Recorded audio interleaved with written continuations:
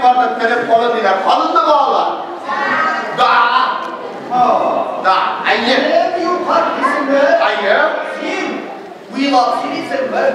Uyla yerine vakit yok. Ona bile tırnak para ne? Belki yukarıdası da yok da tırnak para ne? Tavuşun peşine. Hemen yaksın.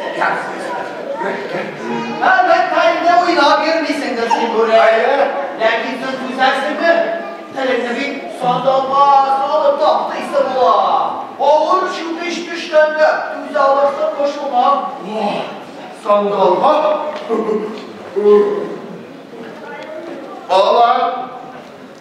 Eline şu kışta ortadır. İdol eline. Orta mı yok mu? Orta mı yok mu?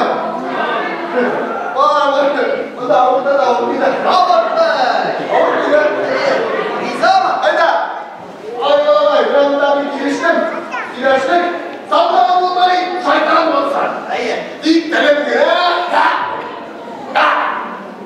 Gece. Ulan kışkırsan. Kaşkıra. Bir başta yürüyüşüm dedik.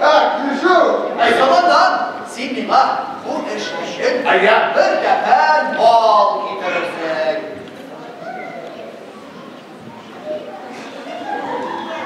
Bal. Temsiz bir duyunu bağlar bal. Kanlı mı?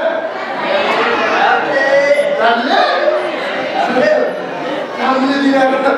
Yani. Hayır ama. Hayır. İnsan konuşuşun elde. Bir sormuş kıvılan. Yüke balık içerir. Yarın giriştik. Gideşler. Hoppa! Ondan. Sıra